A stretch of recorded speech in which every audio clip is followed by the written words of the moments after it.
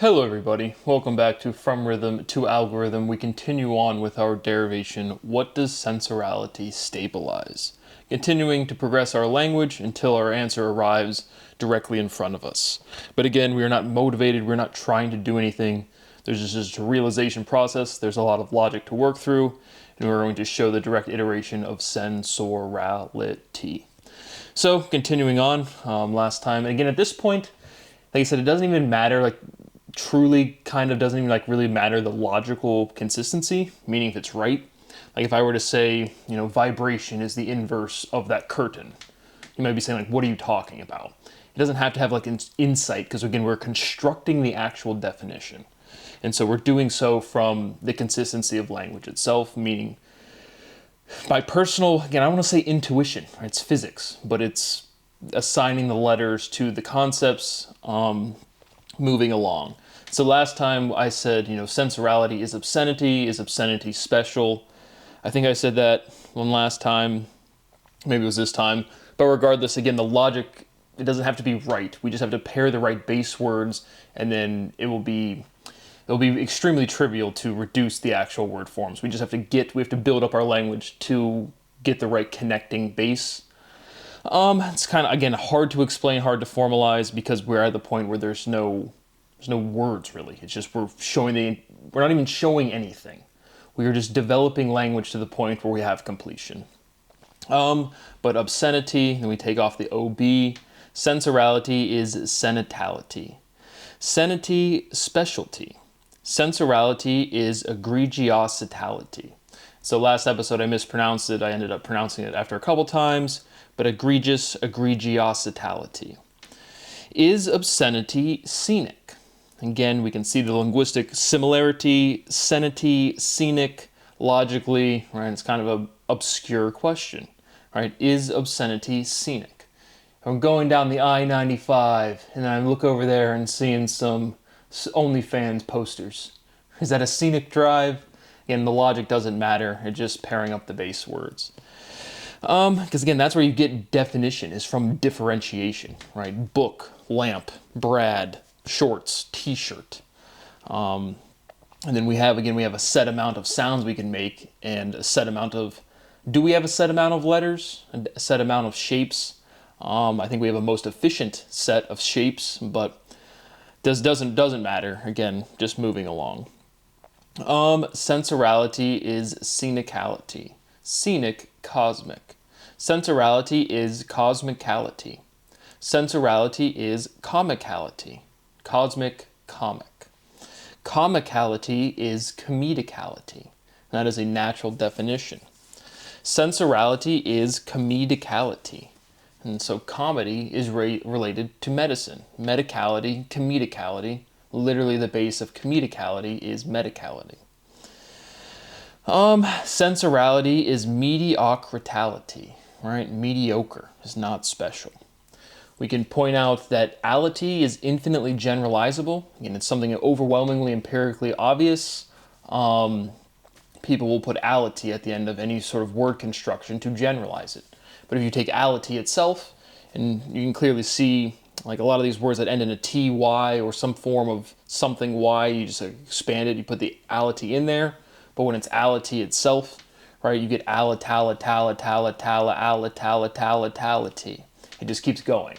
So again, worth pointing out, because again, any one of these analytical steps, outside of a proof, it doesn't strike anybody as anything. But ality at the end, again, is infinitely generalizable. Sensorality is generalizable. Sensorality is generalizability. Sensorality is realizability. Sensorize, realize. Is obscurity special? Sensorality is obscuritality. Sensorality is scuritality. Sensorality is securitality. Going from obscure to secure. What is obscenity to obscurity? So now again, we have this clear linguistical word construction where our internal letters are churning, right? The en to the ur, which obscenity, sensuality, again, we're generating this definition. But what is obscenity to obscurity? Again, the actual answer, which I can personally state wrong, but that's not the point. It's, again, showing you the complete analytical process comes from connection of this word to this word and the concepts that those words represent. So I'm showing you those steps. I can literally personally state wrong physics. It doesn't happen that much, but if it does, it's like so painfully obvious. It's just like, it's not the point of this derivation. Again, I'm deriving the entire structure of logic, of everything that's come before me, and be like, here, and I've already done this. I've done all of these reduction steps. And so again, for science team watching this, whenever we completed speciality, again, when I first articulated infinite uniqueness and then pairing that to the word special, speciality, that was the final reduction. Establishing and demonstrating all of these analytical steps happens every single day to the point where it's like, okay, rhythm's clearly physically real. Where's it in theory? Okay, got to start over. What's the inverse of the speed of light? We have a maximum speed. What's the minimum? Okay.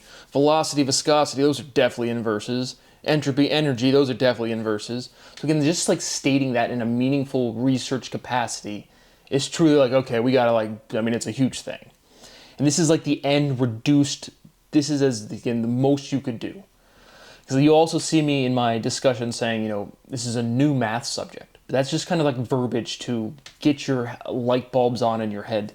This is the only quote-unquote math subject. This is the only proofing methodology. This is the only process of analysis.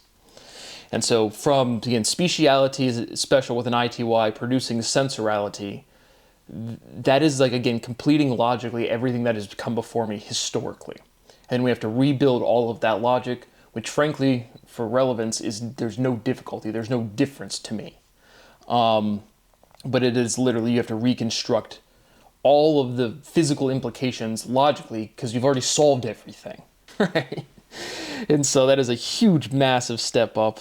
But it just, for historically, there was no difficulty for me. And it's literally like a physical limit. Like it's just like you just run out of shit to do and then the next day shows up, there's a little more you can do.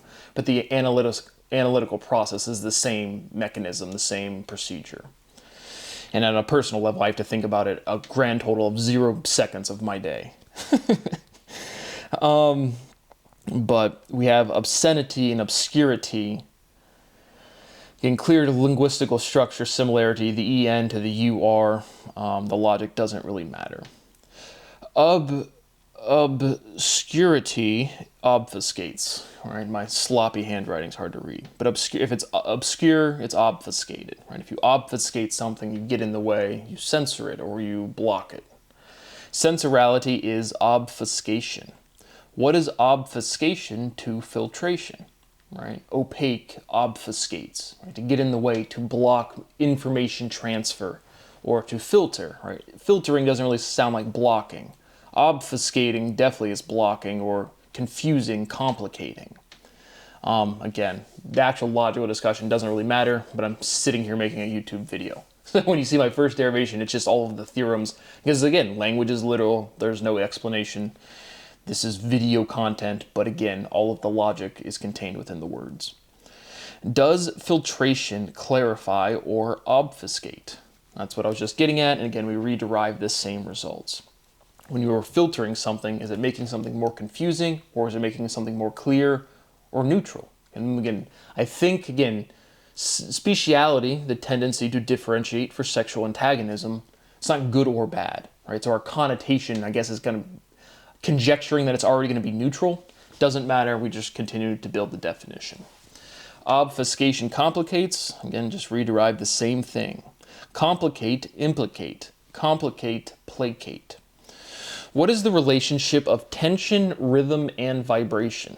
Very clearly, again, if you take everything's moving, and you try to limit that movement, that's how you get vibration.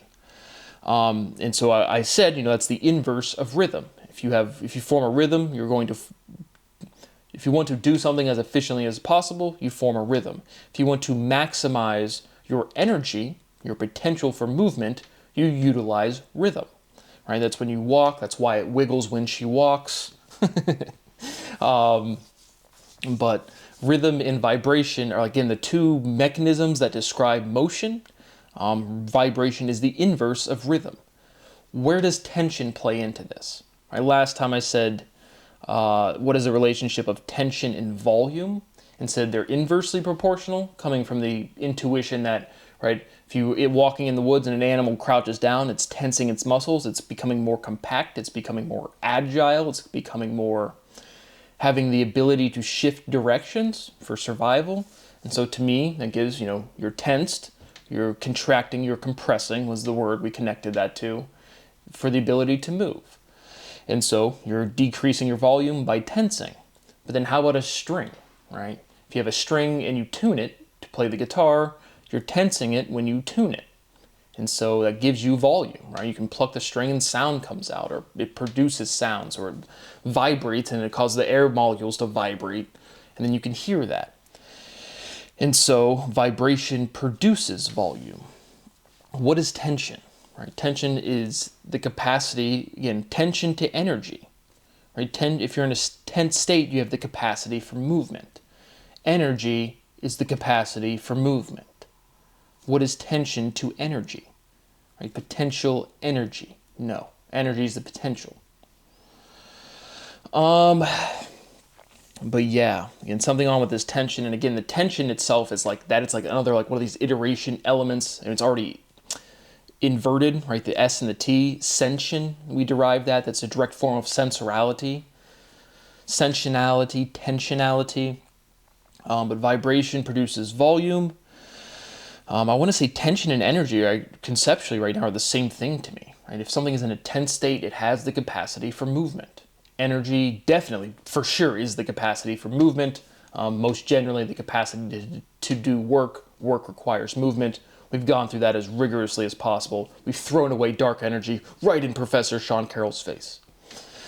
But what is tension in this picture, directly, immediately, physically? What is tension to energy? I'm thinking they're the same thing. Again, doesn't matter. It all resolves with this final resolution, or at least it resolves the completion we need to define sensorality. Again, there's always more questions that we can answer that we don't even know if they're true or false. There's always more true statements than we can prove true. That's part of this like proliferation. Like, look how many words we're using to get to one definition, and it's really, again, the prime syllables, which is 2. Again, this fundamental stability of 2 has the numeric limit into it already. And so we're finding those syllables and showing that differentiation. But it's the unique progression of everything. Just moving along with our derivation, right? But if you are tense, what happens to your volume?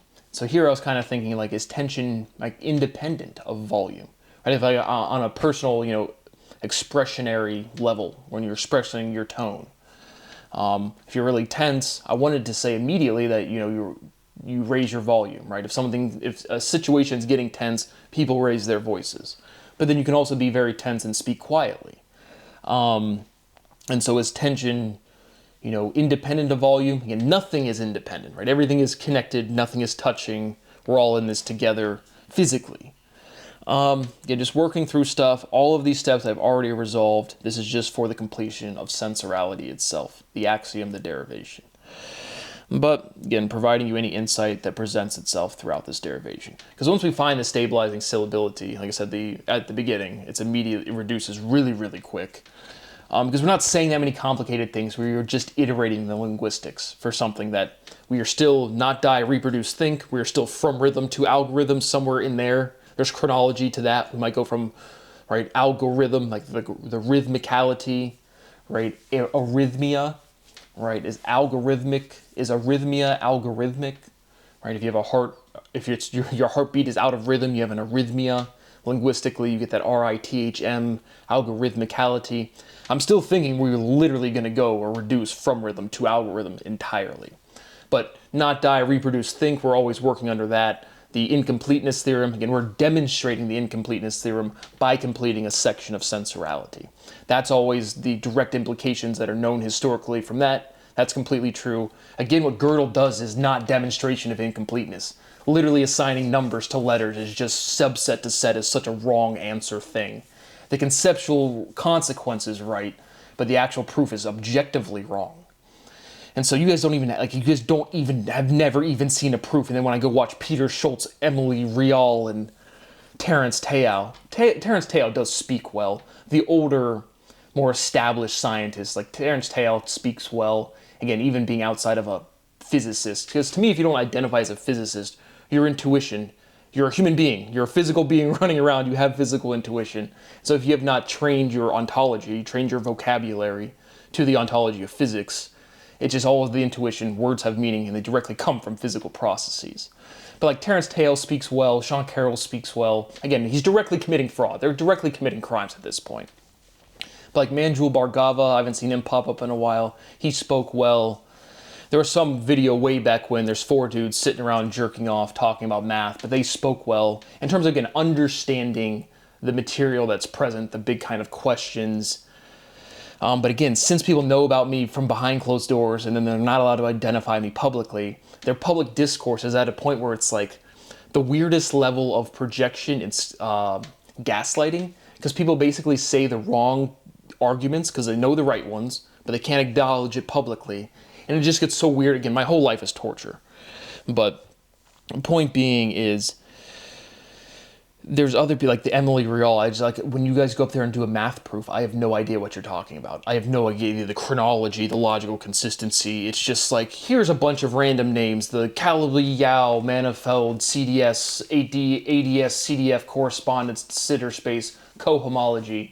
Emily Rial does look like she does, like, again, the cohomology, co-homoing, co-homotypo theory.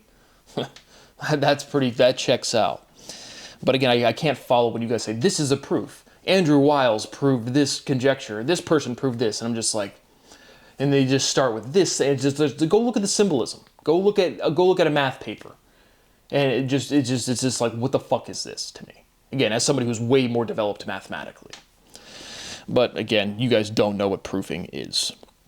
Regardless, back to the tension and volume. That was just an aside. Again, people are committing crimes. They've destroyed my entire life. But point being is nothing is truly independent. Tension to volume is the thing we were considering. The example was if you're in a tense situation, does your volume tend to rise? Again, if you're shouting commands, yes, but you can be a very serious person and not raise your voice. Again, it's just a consideration working through our definition. But I just have tuning, just in reference to tuning a string, right? Can you have volume from a string without tension? Just trying to establish this physical relationship, which again, I've already derived again, but you see how much logic you have to get through. And so tuning tenses. Sensorality tunes. Blessings are gifts. Kind of a random cleaning up theorem from last time. Gifts are given, blessings are gifts. But sensorality tunes, sensorality tenses is where I finished up. So again, just working through all of the physical implications, talking them out loud, part of this proof, because once again, as I've said a million times, when we arrive at the final definition for sensorality, the overall derivation process, it will just be one step like every other step you've seen. But it just, again, the only completing part is for sensorality itself. The overall derivation process, the analysis process won't change at all. But there's no more big ideas. It's the same process, and for me, it just happens. And so my rights continue to be violated. It is profoundly illegal. All I've asked for is a little bit of money to eat properly, to sleep properly, and to work. Clearly no one cares. So to the future, to my estate, fuck everybody. Thank you for watching. See you the next time.